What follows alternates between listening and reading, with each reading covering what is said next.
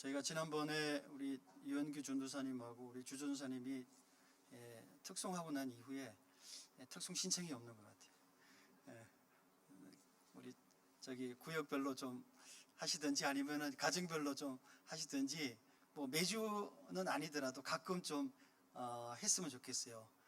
그날 저희가 누구든지 특송할 수 있다, 이런 거 우리 두 전도사님이 아주 시범적으로 잘 보여주셨기 때문에 제가 볼 때는 우리 찬양 못하는데 노래 못하는데 이런 말씀은 안 하셔도 될 것 같은 생각은 듭니다. 하여튼 그래서 우리가 또 하나님께서 주신 은혜를 나누는 그런 또 특송 시간이 더 많이 좀 있었으면 좋겠습니다. 혹시 여러분 너튜브를 좀 즐겨 보십니까? 한국 사회가 노령화가 되면서 많은 사람들이 글을 읽는 것보다 동영상으로 제작된 너튜브를 즐겨 보시는 분들이 참 많습니다. 이 특정 주제에 대해서 관심이 또 읽거나 또 소일거리가 좀 필요하신 분들에게는 이 너튜브가요 굉장히 이게 안성맞춤입니다. 왜냐하면 하루 종일 봐도 심심치가 않아요. 또 시간 가는 줄 몰라요. 그렇습니다. 하여튼 무궁무진한 내용들이 그 안에 있습니다. 특별히 또 이렇게 한두 번만 특정 주제를 이렇게 딱 클릭을 하잖아요. 그러면은 이 알고리즘이라는 게 있어갖고 그런 주제가 다 모여집니다. 그래서 여러분들에게 막 하여튼 그런 관련한 주제들을 계속 보여주는 거죠. 그러면은 궁금해서 안 볼 수가 없습니다. 그래서 읽어도 끝이 없어요. 문제는 뭐냐면 이 너튜브에는 이 사실과 무관한 소위 이 특정 제목으로 이렇게 사람을 소위 낚는 이런 너튜브도 굉장히 많다는 거예요. 자극적이고 최신 아주 업데이트된 내용인 것처럼 제목이 나가지만 실제로는 뭐예요? 과거에 있던 거 편집하거나 아니면은 전혀 사실이 아닌 내용들을 거기에 모아서 한다는 거예요. 그래서 이 너튜브를 읽다 보면 이렇게 많이 보는데 보다 보면은 가끔 욕이 나오는 경우도 있습니다. 아니 이런 전혀 사실과 다르기 때문에 그렇죠. 미디어도 비슷해요. 예전에는 그 TV에서 방송되는 건 뉴스나 이런 것들은 무조건 다 진실이다 이렇게 저희가 믿었습니다. 그런데 지금도 여러분 그렇다고 생각하시는 분들이 계실지는 모르겠어요. 사실은 그렇지는 않습니다. 왜냐하면 그 뉴스 속에는 이 전달자나 뉴스를 편집하는 사람들의 편집자의 의도가 그 안에 있습니다. 그렇기 때문에 자신이 원하는 내용이나 또 강조하고 싶은 내용들을 굉장히 의도적으로 그렇게 편집을 해서 자신의 의견을 교묘하게 전달합니다. 그러니까 그것이 진실과는 좀 거리가 멀다 이렇게 볼 수 있는 뉴스나 내용들이 꽤 많은 거죠. 결국은 그런 과정들을 통해서 시청자의 생각을 조작하는 그런 행위를 많이 합니다. 따라서 우리가 뉴스를 보거나 신문을 읽을 때도 사실은 그 뉴스의 모든 현장들을 우리가 직접 가보거나 확인할 수 없기 때문에 사실은 그 사실 여부를 확인하는, 잘 확인할 수 있는 그런 판단력과 또 지식이나 분별력 이런 것들이 많이 좀 필요한 것 같아요. 이처럼 영적인 일도 마찬가지입니다. 우리가 영적인 일들은 어떻게 보면 상당히 주관적인 성격을 갖고 있기 때문에 그 내용을 분별하는 것이 그리 쉽지는 않습니다. 따라서 어떤 면을 이용해서 자신을 영적으로 상당히 좀 뭐라 그럴까요? 경지에 있는 것처럼 이렇게 과장해서 포장해서 사람들에게 영향력을 주려고 하는 사람들도 꽤 많습니다. 이런 사람들은 그런 잘못된 어떤 그 권위를 이용해서 자신이 원하는 것들을 얻으려고 하는 것이 그의 목적이다, 이렇게 볼 수가 있는 것이죠. 또는 뭐 이상한 교리를 만들어서 사람들을 미혹하는 그런 뭐랄까 이단 종교의 교주가 되기도 합니다. 유독 한국에는 이 이단 종파가 굉장히 많아요. 우리가 알고 있는 그 몇 개만 아니라 그 말고도 아주 소수의 사람들이 집단적으로 있는 그런 이단들도 굉장히 많습니다. 아마 그 이유가 뭐 여러 가지가 있겠지만 이 한국 사람들은 이 종교성이 굉장히 강해요. 종교성이 굉장히 강합니다. 그런데 그 종교성의 객관성이나 논리성에 대해서는 별로 신경을 쓰지 않아요. 왜냐하면 이 종교라는 것은 상당한 객관성과 논리성이 필요로 합니다. 그리고 그 토대 위에 세워지는 거거든요. 그런데 그것에 대해서는 별로 큰 관심이 없다. 그러니까 굉장히 주관적인 판단들을 이제 하게 되면서 잘못된 그런 것들을 믿게 되는 일들이 많다라는 생각을 해보게 됩니다. 드물게는 우리 개신교 내에서도 목회자들이 자신의 생각을 성경의 말씀으로 포장해서 주장하는 경우들도 왕왕 우리가 볼 수 있습니다. 따라서 이런 것들에 대해서 우리가 좀 조심할 필요가 있고요. 또 특별히 여러분들께서 여름이나 뭐 이렇게 계절, 특별히 이런 계절이 되면 이런 집회들을 많이 합니다. 근데 또 어떤 특정 분들은 이 집회 참석하는 것을 참 좋아하세요. 그래서 어떤 뭐 집회 이렇게 타이틀을 많이 걸죠. 능력 있는 종의 뭐 집회 뭐 그러면서 사람들이 눈길을 끌만한 특별히 뭐 신유, 은사, 방언, 예언 같은 이런 이제 이름들을 붙여서 사람들이 관심을 가지고 이제 오게 하는 그런 집회들이 많이 있습니다. 여러분 그런 쪽에는 얼씬도 하지 마시기 바랍니다. 일단은 그런 타이틀이 붙으면 조심하는 것이 좀 필요하다는 생각을 해보게 됩니다. 오늘 우리 본문을 통해서 이런 영적인 문제를 어떻게 분별할 것인가 하는 내용들을 여러분하고 같이 좀 나누어 보려고 합니다. 지난번에도 말씀을 드렸지만 이 요한 1서가 특별히 요한서 자체도 그렇고 요한 1서도 그렇고 그렇게 우리가 그냥 쉽게 쭉쭉 이해가 되면 참 좋은데 계속 이렇게 나선형으로 되어 있기 때문에 했던 얘기를 반복하고 했던 얘기를 또 반복하고 반복합니다. 그래서 조금 이해가 잘 안 되는 경우도 있고 또 제가 설교 준비를 하면서 이거 조금 지난번에 이거 했던 얘기인데 또 해야 되나 이런 이제 생각이 들 때도 있습니다. 혹시 지난번에 들었던 얘기더라도 여러분 잘 들어주시면 좋겠습니다. 왜냐하면은 그 얘기로 끝내는 게 아니고 그거에서 조금 더 진행되어져서 그거를 토대로 한 다른 얘기를 조금 해보려고 합니다. 왜냐하면은 요한 1서가 요한서가 그렇게 쓰여졌어요. 쓰여졌기 때문에 저는 거기에 따라서 충실하게 여러분에게 그 내용들을 전달을 해드리려고 하는 것입니다. 첫 번째, 우리가 그리스도의 영을 잘 분별하는 것이 필요합니다. 그래서 그리스도의 영을 분별하라고 되어 있습니다. 우리 1절과 2절 보니까 이렇게 되어 있습니다. 우리 같이 한번 읽어볼까요? 1절과 2절. 자, 시작. 사랑하는 자들아, 영을 다 믿지 말고 오직 영들이 하나님께 속하였나 분별하라. 많은 거짓 선지자가 세상에 나왔음이라. 이로써 너희가 하나님의 영을 알지니 곧 예수 그리스도께서 육체로 오신 것을 시인하는 영마다 하나님께 속한 것이요. 이렇게 되어 있습니다. 요한은 다른 사람들도 아닌 이 성도들에게 영을 분별하라 이렇게 얘기하고 있습니다. 여기서 분별하라는 이런 말은 다른 말로 하면은 시험하라 이렇게 되어 있습니다. 원래 이게 헬라어로는 도키마조테라는 이 단어인데요.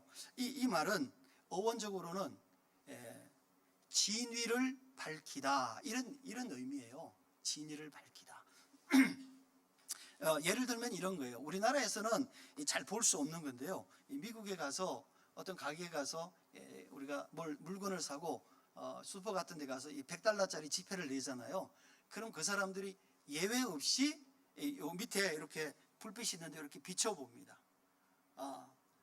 왜냐하면 그것이 위조 지폐인지 아닌지를 분별하려고 하는 거죠. 그곳에는 위조 지폐 그 분별기가 있어요. 그래서 이렇게 불빛을 비춰보면 아마 그 지폐에는 항상 그 안에 들어가 있는 뭐 홀로그램이라든지 뭐 이런 것들이 들어가 있어요. 그래서 그것들에 의해서 이게 위조냐 아니냐 하는 것들을 분별합니다.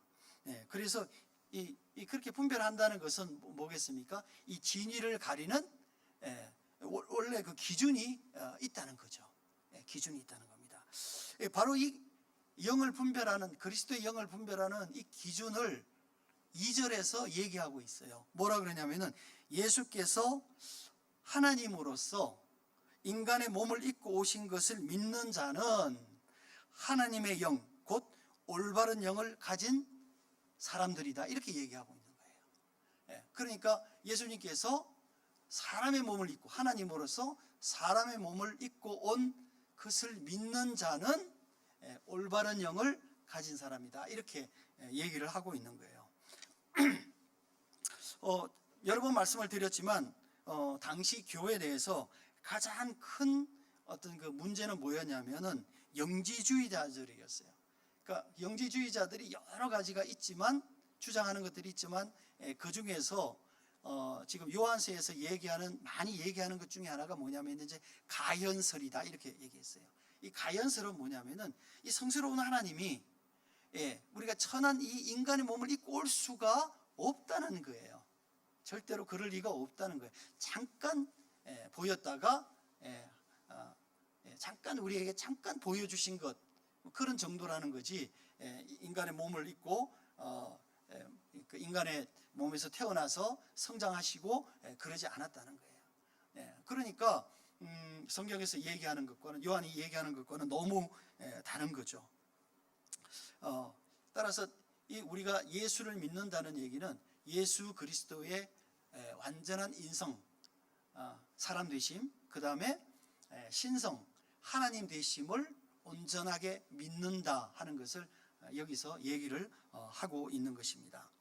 5절과 6절을 보면 이렇게 되어 있습니다. 세상에 속한 자는 세상에 속한 말을 하고 성도는 하나님께 속한 자이므로 하나님께 속한 말을 한다, 이렇게 되어 있어요. 이 말의 의미는 뭐냐면은 그 사람의 말만 들어도 그가 이단인지 아닌지 안다는 거예요. 뭐냐면 하나님께 속하지 않는 자들의 관심은 어디냐면은 세상에 있어요. 이런 세상에 있습니다. 그러니까 세상에 있는데 그 세상에 관심을 가진 자들은 하나님께 속한 자들이 아닌 거죠. 하나님께 속한 자들의 관심은 어디에 있겠어요? 하나님께 있어요. 영에 있어요. 따라서 이 사람들의 얘기만 들어도 실제로 그 사람이 정말로 예수를 믿는 사람인지 그렇지 않는지를 우리가 알 수 있다 하는 것을 얘기를 하고 있습니다. 제가 여러분에게 질문을 하나 해보려고 합니다. 그래서 올바른 영이 무엇인지를 모르거나 혹은 올바른 영을 가지고 있지 않는 사람이 있다면 그 사람이 다른 사람이 제대로 된 영을 가졌다는 것을 알 수 있을까요? 그렇지 않겠죠. 영을 분별하지 못하는 사람들은 올바른 영을 가진 사람들이 아니에요.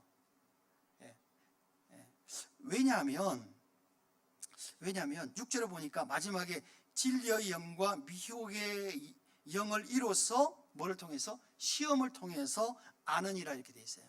시험에는 반드시 뭐가 있다고 그랬습니까? 기준이 있다고 그랬죠. 그 기준이 뭐라 그랬습니까? 내 안에 있는 예수 그리스도의 영이라고 얘기를 했어요. 그러니까 예수 그리스도의 영이 있는 사람은 그것이 뭐냐면은 분별하는 그 기준을 내가 가지고 있는 거예요.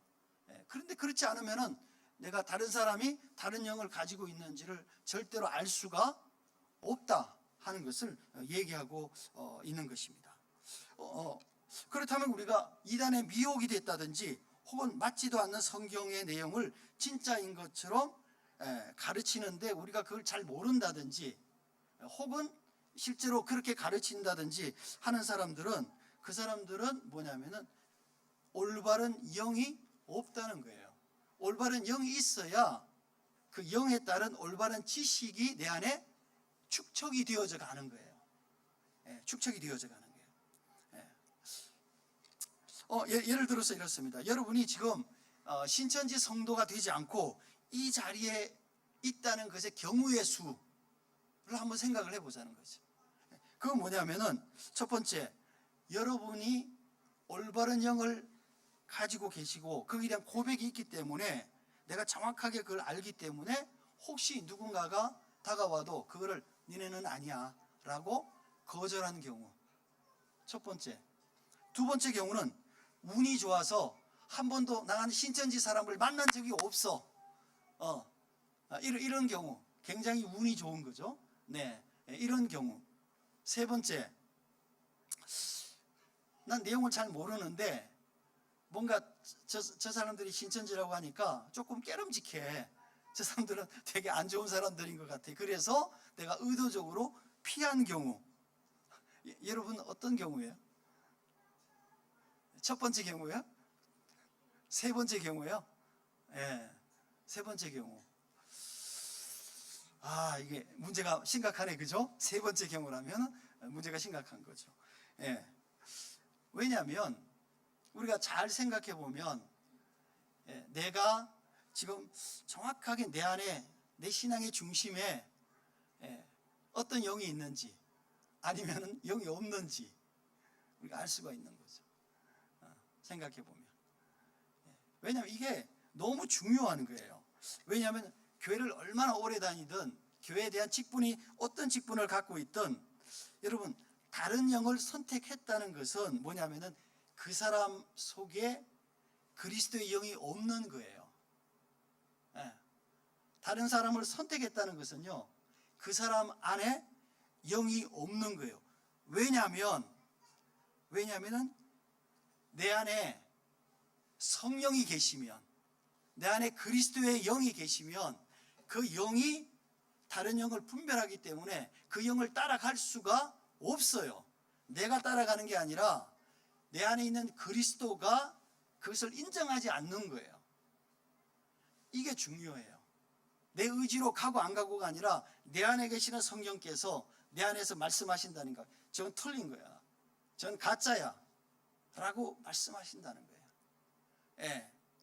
이게 많은 사람들이 내가 선택의 하나 어떤 여지로 생각을 하는데 그거는 절대로 아니에요. 왜냐하면 그건 다른 영이잖아요. 다른 영인데 내 안에 계시는 성령께서 그것을 수용할 리가 절대 없다는 거예요. 이거 영의 문제는 굉장히 중요합니다. 근데 여러분 왜냐하면 여러분 신천지에서 주장하는 게 제일 중요한 주장이 뭐예요? 하나님께서 계시를 주셨는데 그 계시를 마지막에 해석하는 사람이 올 것인데 그 사람이 누구냐면은 이만희라는 거예요. 영을 해석하는 거예요. 그래서 그 영을 해석하는데 그 내용이 뭐냐면은 계시록이에요. 지난번에도 말씀드렸지만 여러분 계시록은 많은 사람들이 다 이렇게 이용하는 사람들이 많아요. 여러분 마태복음을 가지고 이단은 한 명도 없어요. 여러분 보셨어요? 마태복음을 대부분 계시록이나 다니엘서나 뭐 이런 걸 가지고 한단 말이죠. 그런데 그 하나님의 계시를 해석하는 사람이 올 것인데 그가 누구냐면은 이만희다 이렇게 얘기가 되어 있는 거죠. 그 얘기는 뭐냐면은 이만희가 곧 재림 예수다 이런 얘기예요.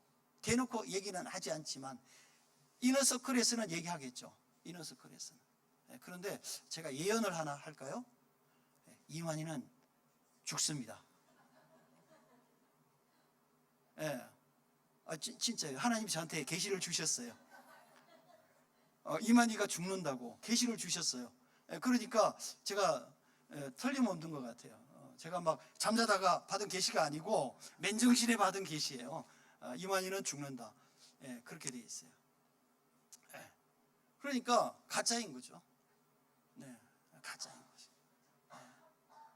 왜냐하면 우리가 성경에서 재림 예수가 올 때에 여러 가지 일어나는 여러 가지 영적인 환경적인 이런 모습들을 이 성경에서 수없이 기록하고 있단 말이에요. 근데 그런 일들이 하나도 안 일어났잖아요. 그 외에도 뭐, 그래서 제가 생각할 때 참 저렇게 믿기도 쉽지 않다. 저렇게 믿기도 쉽지 않다. 왜냐하면은 특별히 신천지가 교인들을 대상으로 많이 전도를 합니다. 왜냐면요, 이 교인들은 자기네 교리를 설명하기가 쉬워요. 14만 4천 명. 이 재림 예수, 이 설명하기가 쉬운데요. 안 믿는 사람들은 그거를 설명하려면 힘들어요. 그러니까 안 믿는 사람들한테는 잘 안 다가가요. 주로 믿는 사람들은 선지식이 있잖아요. 성경에 대한 그래도 들은 지식이 있잖아요. 안 다가. 천주교인들도 잘 안 간다 그래요. 물어보니까 왜 안 가냐 그러니까 천주교인들은요, 헌금을 잘 안 한대요. 진짜로, 진짜. 천주교인들은요, 저희들만큼 헌금을 잘 하지 않아요. 왜냐하면은 요런 그 헌금 쟁반 같은 거에다가 이렇게 10,000원짜리 이렇게, 저도 미사에 많이 참석해 봤거든요. 이렇게 놓습니다. 근데 그 사람들은 아마 11조도 안 내는 걸로 알고 있어요. 뭐 내는 사람도 있을지 모르겠지만 대부분은 헌금을 잘 안 하니까 도움이 안 되는 거예요. 별로 도움이 안 되는 거죠. 그 다음에 천주교인들이 성경을 정말 잘 몰라요. 그러니까 별로 이렇게 얘기해도 이게 씨알이 안 먹히는 거죠. 어렵습니다. 어쨌든 제가 여러분께 예언 하나 했어요. 하나님께서 저한테 주신 예언. 이만희는 죽는다. 여러분 제 예언이 틀렸는지 맞는지 한번 조금 이제 시간을 좀 기다려 보시면 좋을 것 같아요. 자, 고린도전서 2장 13절에 이렇게 되어 있어요. 우리가 이것을 말하거니와 사람의 지혜가 가르친 말로 아니하고 오직 성령께서 가르친 것으로 하니 영적인 일은 영적인 것을 분별한다. 이렇게 되어 있어요. 내 안에 성령이 계셔야 그 영이 진짜인지 거짓인지 알 수가 있는 거예요. 내 안에 성령이 없으면 알 수가 없는 거예요. 알 수가 없는 거예요. 따라갈 수밖에 없어요. 따라갈 수밖에 없는 거예요. 그렇죠. 내주하시는 성령께서 분명하게 영을 분별해 주신다라고 말씀을 하시는 거죠. 내 안에 계시는 이 성령께서. 따라서 이거는 우리의 영역이라기보다는 성령의 영역이다. 이렇게 우리가 얘기를 할 수가 있을 것 같아요. 자, 그렇다면 내 안에 계시는 성령께서 내 안에 성령이 계신지 안 계신지 우리가 어떻게 아느냐는 거예요. 어떻게 아느냐. 감사하게도 성경은 그 내용을 자세하게 기록하고 있어요. 그러니까 사람들이 내 안에 진짜 성령이 계신가 안 계신가 라고 의심할 수가 있죠. 그런데 그런 분들은 뭐냐면은 성경을 안 읽는 분들이에요. 왜? 성경에는 그 내용들이 자세하게 되어져 있는데 성경을 모르니 내 안에 성령께서 계신다는 것을 확신할 수가 없는 거예요. 확신할 수가 없는 거예요. 그래서 이 성경을 모르면요, 우리가 항상 어떨 때는 기분이 좋을 때는 내가 믿는 것 같고, 내가 뭔가 잘못된 일들을 한다든지 죄를 지었다든지 이러면은 내가 아닌 것 같고, 이게 왔다리 갔다리 한단 말이에요. 근데 그거 아니거든요. 내 안에 계신 성령이 한번 들어오시면 안 나가시거든요. 이분이. 그러니까 이분이 언제나 그것에 대한 증거가 되어 주시는데, 그건 뭐냐면 성경에서 얘기를 하고 있는 거예요. 제가 여러분께 누누이 강조를 합니다. 성경을 좀 읽으시라. 성경을 읽으시라. 좋은 말 할 때 읽어주시기 바랍니다. 정말입니다. 왜냐하면 제가 이렇게 얘기하잖아요. 성경을 읽는 것보다 더 중요한 일이 없다. 물론 기도도 해야 되지만, 여러분 제 설교보다 여러분이 성경을 읽으면서 그 성령께서 그 성경을 통해서 말씀하시는 것에 아멘 하는 것이 여러분이 제 설교를 듣는 것보다 더 중요해요. 진짜입니다. 근데 여러분 혹시 성경 읽는 게 내 설교보다 더 중요하다라고 얘기하시는 목사 들어보셨어요? 없어요. 다 자기 설교가 중요하다고 얘기하지, 내 설교를 잘 들어야 된다고 얘기하지. 근데 정말로 설교보다 더 중요한 게 뭐냐면은 성경이에요. 여러분이 성경을 읽고 그 다음에 그 성경에서 조금 여러분 이해가 안 되든지 이런 것들을 제가 조금 도와드리는 거예요. 이게 제 설교란 말이에요. 그러니까 여러분이 어쨌든 성경을 읽으셔야 돼요. 그리고 읽으시면서 성령께서 여러분에게 말씀하시는 그 말씀에 아멘하고 순종하고 그 다음에 그리고 다음 번을 계속 읽어 내려가시는. 성경은요 읽으면 너무 재밌어요. 어제 우리 우리 권사님들하고 뭐 하는데 민수기가 너무 어렵다 이렇게 얘기하시는. 저는요 민수기가 너무 재밌는 거예요. 물론 앞에 몇 장이 조금 뭐 그런 게 있어요. 그렇지만 아니 레위기도 읽었는데 민수기는 거저먹기지 이런 생각이 제가 드는 거예요. 여러분 성경은요 읽으면 읽을수록 너무 재밌습니다. 제 말을 한번 믿어보시기 바랍니다. 네. 자, 둘째, 하나님의 영이 있는 자만이 하나님의 사랑을 안다예요. 하나님의 영과 사랑을 설명하고 있어요. 같이. 자, 7절 한번 읽어볼까요? 7절, 8절 우리가 한번 읽어보겠습니다. 자, 시작. 사랑하는 자들아, 우리가 서로 사랑하자. 사랑은 하나님께 속하는 것이니 사랑하는 자마다 하나님으로부터 나서 하나님을 알고 사랑하지 아니하는 자는 하나님을 알지 못하나니 이는 하나님은 사랑이시라. 네, 우리가 자주 얘기하는 게 뭐예요? 하나님은 사랑이시다 이렇게 얘기하잖아요. 그러나 하나님은 사랑이시다는 말을 잘 이해하려면 우리가 조금 전에 읽었던 말씀을 잘 우리가 생각해야 돼요. 정확하게.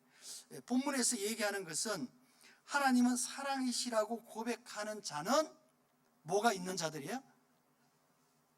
하나님의 영이 있는 자들이라는 거예요.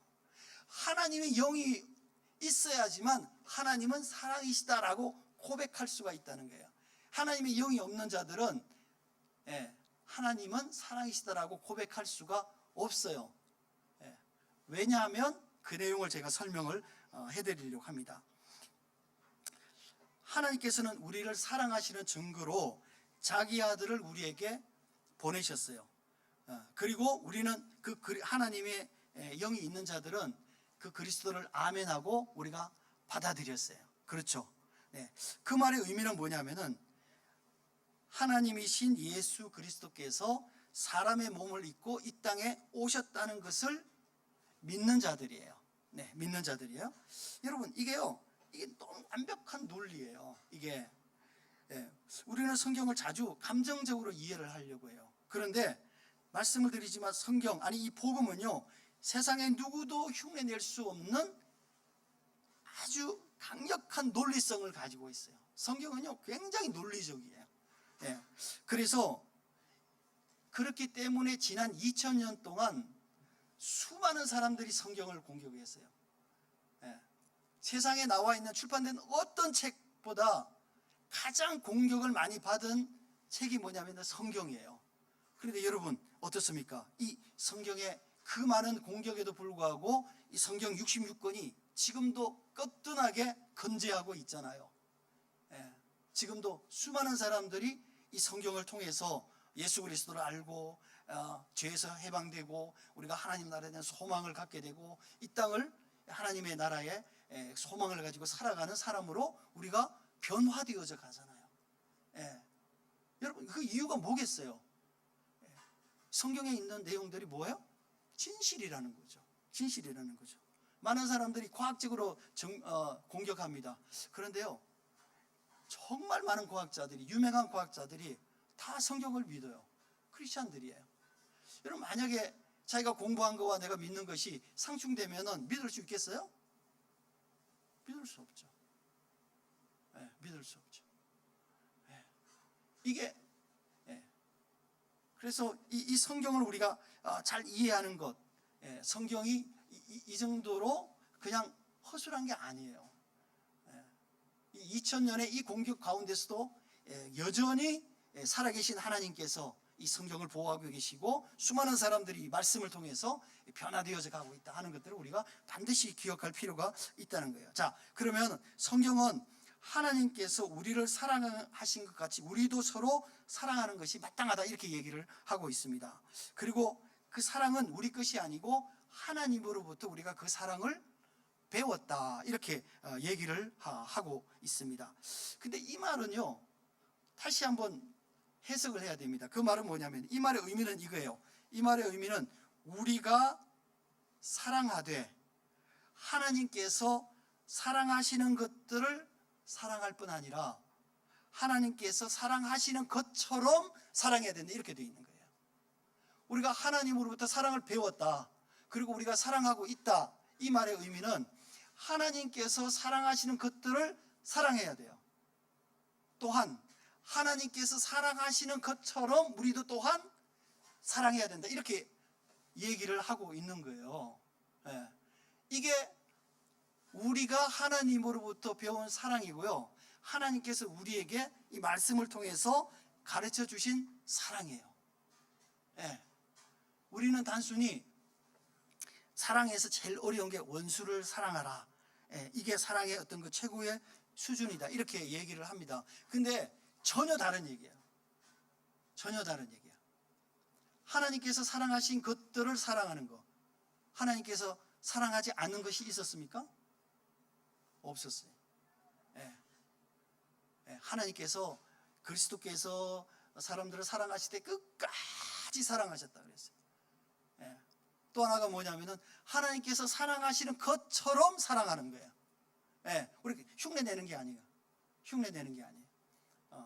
제자들이 물었어요. 예수님, 사람들을 내가 용서하면 얼마나 용서해야 되겠습니까? 한 7번쯤 하면 되겠습니까? 그러면 내가 용서하는 정도로 생색을 낼 수 있겠습니까? 이런 얘기겠죠. 꽤 많이 한 거겠죠. 내가 그 사람 사랑하니까. 그때 예수님께서 뭐래요? 70번씩 7번이라도 용서해라. 그 얘기는 뭐겠어요? 끝없이. 네. 끝없이.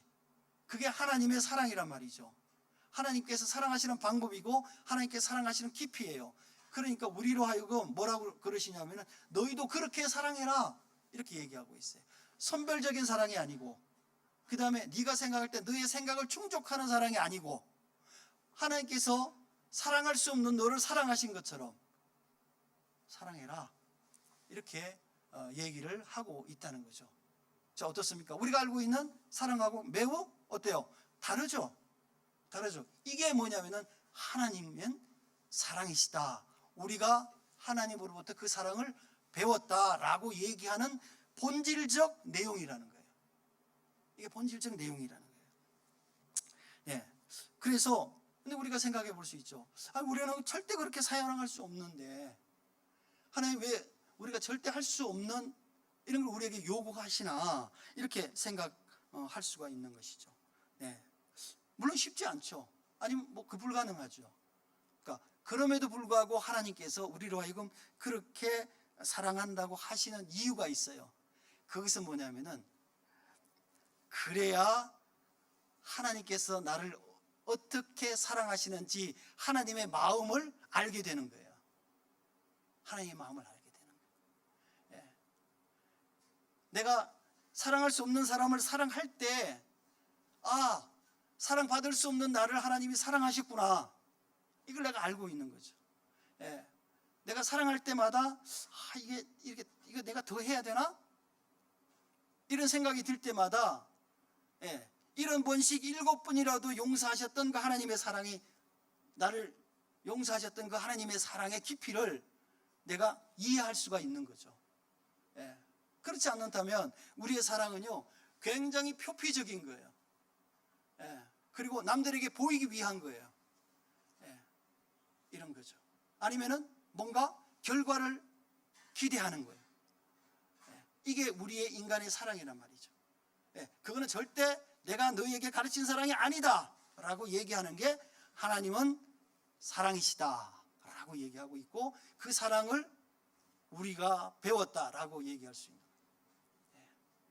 그래서 사랑은 이런 측면에서 우리가 한번 생각해 볼 필요가 있는 것이죠. 따라서 우리가 사랑하는 것이, 우리가 생각하고 있는 이 사랑이라는 것이 하나님의 우리에게 가르쳐 주시는 사랑과 비교하면 얼마나 협소하고 얼마나 이 얕은 얘기인가. 그 담론 속에 우리는 열심히 그 얘기를 마치 깊은 무슨 철학적 얘기를 하고 있는 것처럼 하고 있단 말이에요. 그거 아니라는 거예요. 세 번째, 사랑은 심판날에 우리를 담대하게 하십니다. 여러분, 사랑과 심판을 한번 생각해 보십시오. 사랑과 심판은요, 이게 양립할 수가 없는 단어예요. 그렇지 않습니까?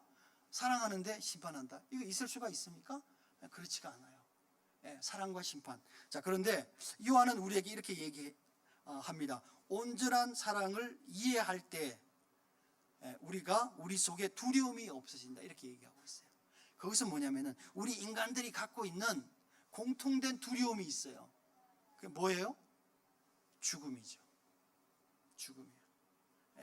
우리가 원초적으로 떨쳐버릴 수 없는 그 공포, 떨쳐버릴 수 없는 두려움이 뭐냐면은 죽음이에요.